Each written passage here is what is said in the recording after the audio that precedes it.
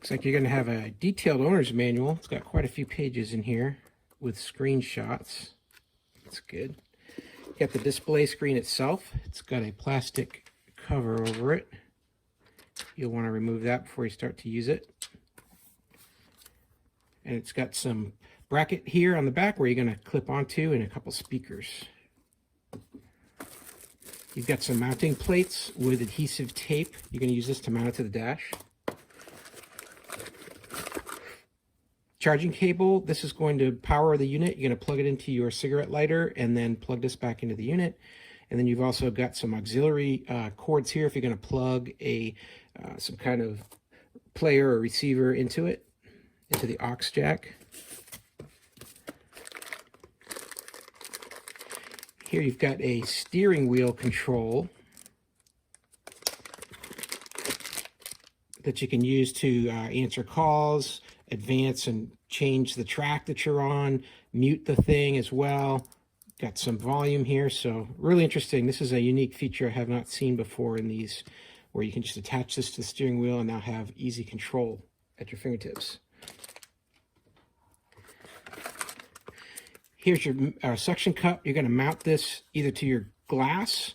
You've got a cover over this. You want to keep this nice and clean. Or you're going to mount it to this metal here, which you can either screw down with these little screw holes they've got, or the glue and tape this down. So this can suction right onto this part here. You're going to get a little hood visor, keep the glare off the screen. Wiring cables. This is for a backup camera. So if you're going to install a backup camera, you'll need to plug this into the unit and run this down to the backup camera for input. And then you get some cable keeper here with 3M tape on it. And that's it. That's everything in the box. Let's get this put together and show how it works inside my car.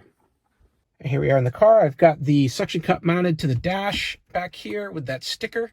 And then I've mounted the display to that and run the power cord down. And now I'm going to plug the power into my cigarette lighter.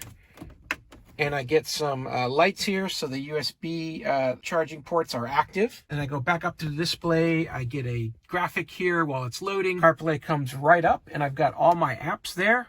So if I'm going to go somewhere, I can choose Google Maps, and I can choose Apple Maps if I'd prefer that.